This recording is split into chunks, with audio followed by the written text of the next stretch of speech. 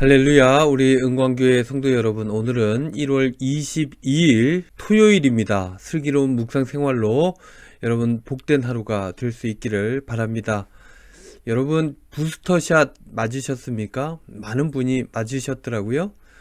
요즘 오미크론이 뉴스의 많은 부분을 채우고 있습니다. 대구만 해도요, 이번 주에 확진자가 100명대에서 200명대가 되더니 어제는 388명이 되었습니다.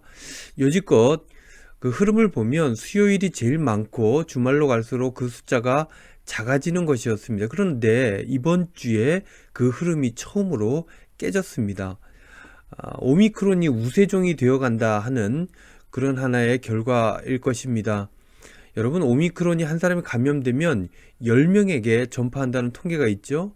앞으로 엄청나게 늘어날 것 같습니다. 설이 지나고 나면 본격적으로 확산될 것이라고 정부는 예상하면서 대응 체계를 변경하겠다, 그렇게 발표를 했죠. 그래도요, 다행인 것이 오미크론이 중증 화요일이 이전보다 훨씬 줄어들었다는 것입니다. 그래서 코로나19라고 부르는 것이 아니라 코로나21 뭐 이렇게 다른 종으로 이해하면서 받아들여야 된다 하는 얘기들도 있는 것이죠. 여러분, 제가 이 주말에 아침에 왜 이런 얘기를 하겠습니까? 백신을 맞으시라고 권면드리기 위함입니다. 여러분, 3차 접종을 맞으면요, 중후항체가 29배나 증가한다고 하죠. 안전해진다는 그런 말씀입니다. 여러분, 아이들도 다 맞았으면 좋겠습니다. 우리 성도님들 건강을 위해서 늘 이 부족한 종은 기도하도록 하겠습니다. 여러분, 강건하게 그렇게 토요일 잘 보내시고 내일 거룩한 주일날 반가운 얼굴들 다 뵐 수 있었으면 좋겠습니다. 이제 슬기로운 묵상생활 시즌4 81번째 말씀 묵상 시작합니다. 오늘 함께 부를 찬송가는요, 361장 기도하는 이 시간입니다. 함께 찬송합니다.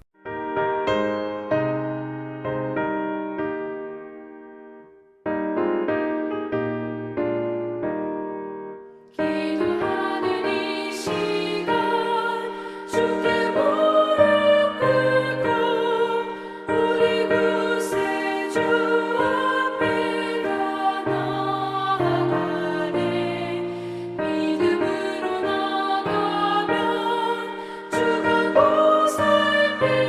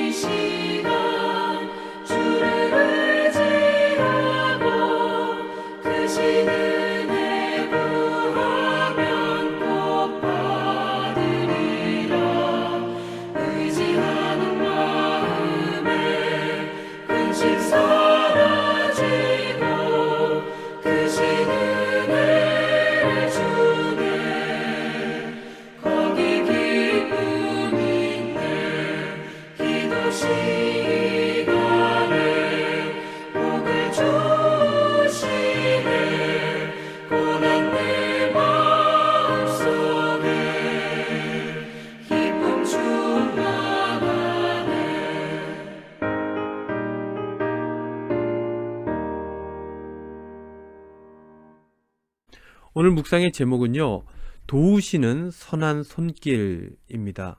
함께 읽을 성경 말씀은 느헤미야 2장 1절로 10절 말씀입니다. 개역 개정입니다.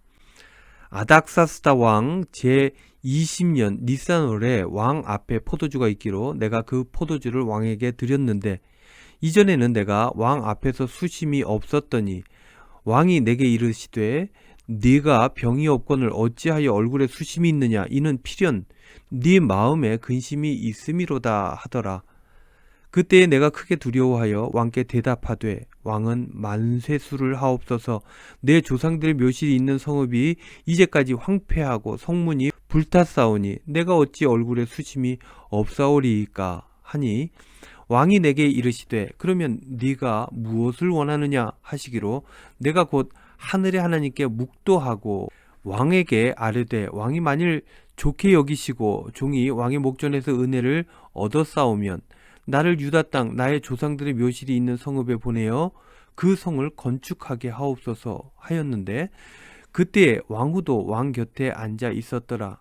왕이 내게 이르시되 네가 몇 날에 다녀올 길이며 어느 때에 돌아오겠느냐 하고 왕이 나를 보내기를 좋게 여기시기로 내가 기한을 정하고 내가 또 왕에게 아뢰되 왕이 만일 좋게 여기시거든 강 서쪽 총독들에게 내리시는 조서를 내게 주사 그들이 나를 용납하여 유다에 들어가기까지 통과하게 하시고 또 왕의 삼림 감독 아삽에게 조서를 내리사 그가 성전에 속한 영문의 문과 성곽과 내가 들어갈 집을 위하여 들보로 쓸 제목을 내게 주게 하옵소서 하매 내 하나님의 선한 손이 나를 도우심으로 왕이 허락하고 군대 장관과 마병을 보내어 나와 함께 하게 하시기로 내가 강 서쪽에 있는 총독들에게 이르러 왕의 조서를 전하였더니 호론 사람 산발락과 종이었던 암몬 사람 도비아가 이스라엘 자손을 흥왕하게 하려는 사람이 왔다 함을 듣고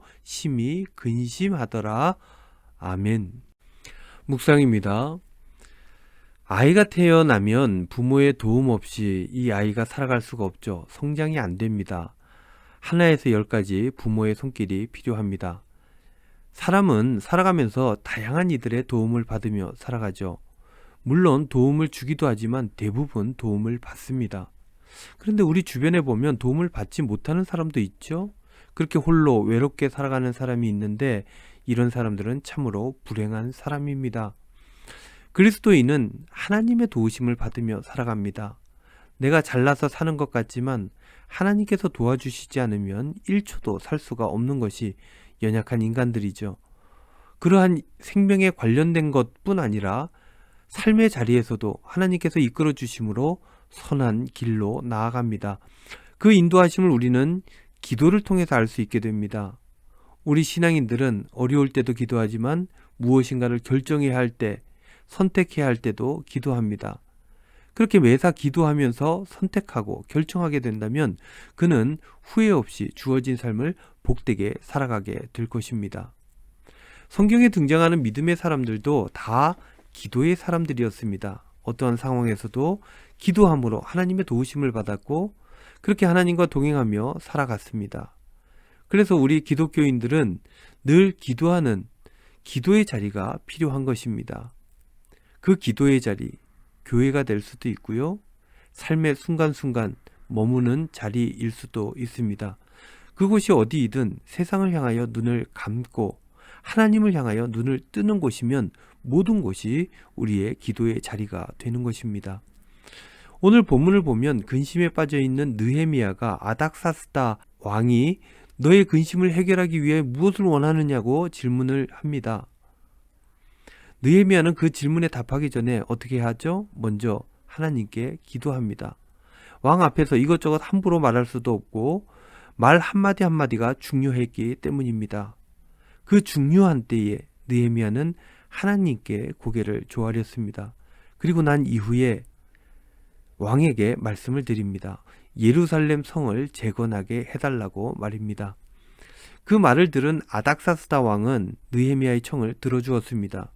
예루살렘 성 재건을 허락할 뿐 아니라 그에 필요한 모든 것을 도와주었습니다. 하나님께서 도와주신 것입니다. 사랑하는 우리 은광교회 성도 여러분, 여러분들 기도하시기를 바랍니다. 하나님과 충분한 관계를 위해서 기도하시고, 어려울 때 기도하시고, 병들었을 때 기도하시고, 선택해야 할 때 기도하시고, 결정해야 할 때, 좋은 일이 있을 때, 나쁜 일이 있을 때도 여러분들 기도하시기를 바랍니다.